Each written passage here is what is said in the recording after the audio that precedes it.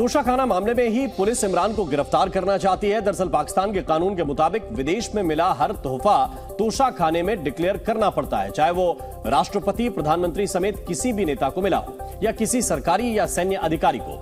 नियमों के मुताबिक पाकिस्तान में विदेश से मिले 30,000 रुपए तक का ही तोहफा नेता या अधिकारी खुद रख सकते हैं। 30,000 रुपए से ज्यादा महंगे गिफ्ट को रखने के लिए मामूली कीमत तोशाखाने में जमा करानी पड़ती है। 2017 तक नियम यह था कि तोहफे की कीमत से 30,000 रुपए कम करके बाकी बची हुई राशि का 30% जमा करवाना पड़ता था। 2018 में इसे बढ़ाकर 50% कर दिया गया। पाकिस्तान में आज तक किसी नेता ने 30,000 रुपए तक के तोहफों को तोशाखाने में जमा नहीं करवाया। पाकिस्तान के पूर्व राष्ट्रपति आसिफ अली जरदारी ने तो 13 करोड़ 52 लाख की गाड़ियां केवल 2 करोड़ देकर रख ली थी। इस मामले में पीएम शहबाज शरीफ का रिकॉर्ड बेहतर है, जिन्होंने 3 बार पंजाब के मुख्यमंत्री रहते हुए उन्हें मिले ज्यादातर तोहफों को तोशाखाने में जमा करवा दिया और शहबाज ने जो तोहफे अपने पास रखे उनके लिए वहां के नियमों का पालन भी किया था।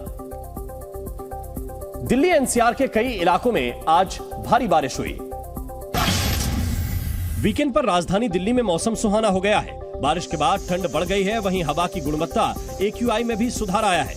मौसम विभाग की माने तो अगले 2 दिन ऐसे ही मौसम रह सकता है। मनी लॉन्ड्रिंग केस में पटियाला हाउस कोर्ट ने सुकेश चंद्रशेखर की न्यायिक हिरासत 31 मार्च तक बढ़ा दी है। वहीं सुकेश ने जज पर पक्षपात करने का आरोप लगाते हुए केस को दूसरे जज को ट्रांसफर करने की याचिका भी दायर की थी, जिसे कोर्ट ने खारिज कर दिया। आम आदमी पार्टी सांसद राघव चड्ढा ने बीजेपी पर गंभीर आरोप लगाए हैं। उन्होंने कहा कि बीजेपी दिल्ली की केजरीवाल सरकार को गिराना चाहती है। कहा कि बीजेपी आप विधायकों को खरीदने की कोशिश कर रही है। समाजवादी पार्टी की राष्ट्रीय कार्यकारिणी की बैठक आज कोलकाता में शुरू हुई। 2 दिवसीय इस बैठक की अध्यक्षता खुद एसपी प्रमुख अखिलेश यादव कर रहे हैं। बैठक में विधानसभा और लोकसभा चुनावों को लेकर चर्चा होगी। उमेश पाल हत्याकांड को लेकर यूपी पुलिस एक्शन मोड में है। पुलिस ने हत्याकांड के बाद से फरार चल रही अतीक की पत्नी शाइस्ता की तलाश तेज कर दी है, जो माफिया के जेल जाने के बाद से उसका काला कारोबार संभाल रही है। अब प्रयागराज पुलिस हत्याकांड में शामिल शूटर्स के साथ सीसीटीवी में दिखी शाइस्ता परवीन का स्केच तैयार करवा रही है। पुलिस शाइस्ता के हुलिये के आधार पर स्केच बनवाकर पोस्टर जारी करेगी। दरअसल पुलिस के पास शाइस्ता के चेहरे की कोई भी तस्वीर नहीं है। पुलिस के पास अब तक शाइस्ता की सारी तस्वीरें नकाब वाली ही हैं। नकाब पोश हालत में शाइस्ता की पहचान करना मुश्किल है। इसी वजह से पुलिस ने शाइस्ता का पोस्टर जारी करने का फैसला किया है। अब ये पोस्टर सोशल मीडिया से लेकर सार्वजनिक जगहों पर लगाए जाएंगे। दरअसल उमेश पाल हत्याकांड में फरार अतीक की पत्नी की गिरफ्तारी पुलिस की नाक का सवाल बन गई है। पुलिस पहले ही उस पर 25,000 का इनाम घोषित कर चुकी है। अब उसके पोस्टर जारी करके लोगों से मदद मांगी गई है।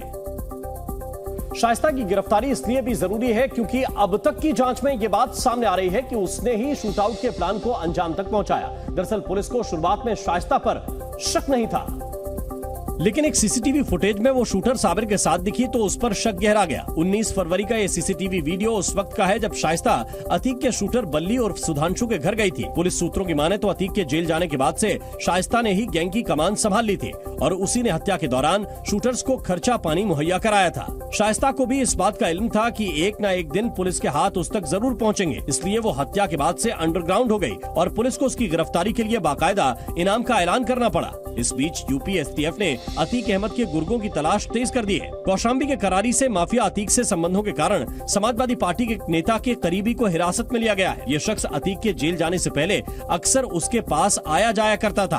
आरोप है कि इस शख्स ने अतीक की पत्नी को फरारी में मदद की है। अतीक का करीबी शूटर आबिद प्रधान भी पुलिस की रडार पर है। उस पर भी अतीक की पत्नी शाइस्ता परवीन की फरारी में मदद करने का आरोप है। प्रयागराज के उमेश पाल मर्डर केस से जुड़ा एक नया सीसीटीवी वीडियो सामने आया। ये वीडियो धूमनगंज इलाके में हुए शूटआउट के ठीक बाद का बताया जा रहा है, जिसमें शूटर्स एक सफेद रंग की कार से भागते हुए नजर आए।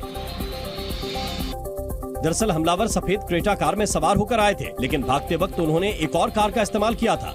सफेद रंग की ये कार बिना नंबर प्लेट की थी, जिसकी सीसीटीवी फुटेज अब सामने आई है।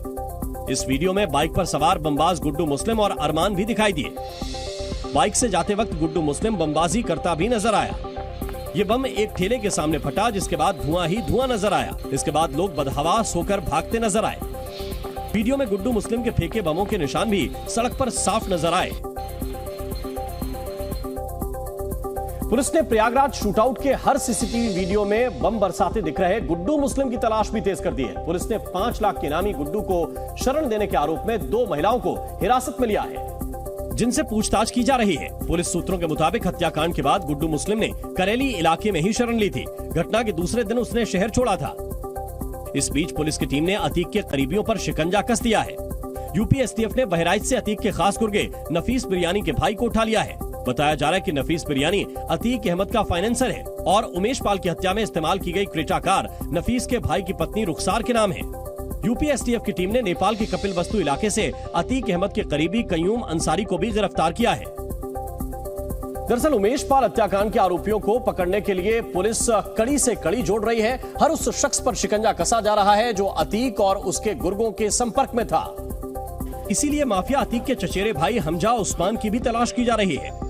प्रयागराज में हमजा उस्मान के कई ठिकानों पर दबिश दी गई है। मेहदौरी स्थित घर पर छापेमारी के दौरान पुलिस को हमजा उस्मान नहीं मिला। हत्याकांड के बाद अतीक के बेटे असद को फरार कराने में हमजा का रोल सामने आ रहा है। कहा जा रहा है कि अतीक के जेल जाने के बाद से हमजा परिवार की मदद कर रहा था। हमजा अतीक का करीबी माना जाता है और कई मुकदमों में उसके साथ सह अभियुक्त भी रहा है। उस पर हत्या, रंगदारी और अपहरण समेत दर्जनों मामले दर्ज हैं। इस बीच खबर आ रही है कि पीडीए अगले हफ्ते से अतीक के गुर्गों पर कार्रवाई शुरू करेगा। पीडीए की रडार पर गुड्डू मुस्लिम, मोहम्मद गुलाम समेत अतीक के 2 दर्जन करीबी हैं। पीडीए सभी चिन्हित संपत्तियों के मालिकों को पहले ही नोटिस दे चुका है। ध्वस्तीकरण की अंतिम कार्यवाही के लिए सूचना देना भर बाकी है। माना जा रहा है कि सोमवार से अतीक के गुर्गों के ठिकानों पर कार्रवाई शुरू होगी। उमेश पाल की हत्या के बाद से ही अतीक का बेटा असद भी फरार चल रहा है। 5 लाख के इनामी असद की तलाश तो चल रही है। अतीक के दूसरे बेटे अली अहमद पर भी पुलिस की नजर है। इसीलिए प्रयागराज की नैनी जेल में पुलिस और प्रशासन के आला अधिकारियों ने अचानक छापा मारा। इस दौरान हर बैरक की तलाशी ली गई। इसी जेल में अली अहमद भी बंद है और उसके बैरक की भी अधिकारियों ने कड़ी तलाशी ली। कहा जा रहा है कि अली अहमद से इस दौरान कुछ पूछताछ भी की गई। हालांकि पुलिस पूरी कवायद को रूटीन प्रोसेस बता रही है। कि अली भी बंद है तो वहाँ पे भी चेकिंग का है, वहाँ भी चेकिंग कराएगी और कुछ नहीं। जेल में ऐसा कुछ कोई निषिद्ध वस्तु प्राप्त नहीं। इस बीच उमेश पाल अपहरण मामले में एमपी एमएलए कोर्ट में सुनवाई पूरी हो गई है। आरोप है कि माफिया अतीक अहमद के इशारे पर उसके गुर्गों ने उमेश पाल का अपहरण किया था। 16 साल बाद कोर्ट में इस मामले की सुनवाई पूरी हुई है। अब अदालत 28 मार्च को फैसला सुनाएगी। दिल्ली का मानसरोवर पार्क इलाका उस समय दहशत से भर गया जब वहां एक शख्स ने सरेआम फायरिंग कर दी। गनीमत यह रही कि भीड़ से भरे इस बाजार में ये गोली किसी को नहीं लगी। लेकिन जब आरोपी युवक ने फायरिंग की तो पूरे इलाके में अफरा तफरी फैल गई। इस घटना का एक सीसीटीवी वीडियो भी सामने आया जिसमें दिखा कि बीच बाजार सड़क पर खड़ी पीसीआर वैन के पास से भागता हुआ एक शख्स खुलेआम फायरिंग कर रहा था। युवक ने जैसे ही फायरिंग की वहां भगदड़ मच गई और आसपास जितने भी लोग मौजूद थे वो अपनी जान बचाकर भागते हुए नजर आए। इस दौरान आरोपी युवक ने वहां मौजूद पुलिस वालों को भी निशाना बनाने की कोशिश की। ये पूरी घटना मानसरोवर पार्क इलाके के नाथू कॉलोनी चौक पर हुई। बताया गया कि आरोपी कृष्ण शेरवाल ने पहले घर में ही अपनी गर्दन पर चाकू से हमला किया। इसके बाद घायल हालत में वो चाकू लहराता हुआ सड़क पर निकल आया। इस दौरान वहां मौजूद पीसीआर में तैनात पुलिस वालों ने उसे देखा, जिसमें एएसआई जितेंद्र पवार ने जख्मी कृष्ण शेरवाल को अस्पताल ले जाने की कोशिश की, लेकिन आरोपी ने पुलिसकर्मी जितेंद्र पवार की सर्विस रिवॉल्वर उनसे छीन ली और इसके बाद उसी रिवॉल्वर से उसने फायरिंग कर दी। इस दौरान वहां मौजूद एक शख्स ने किसी तरह आरोपी को काबू में किया, जिसके बाद पुलिस ने उसे पकड़कर अस्पताल पहुंचाया।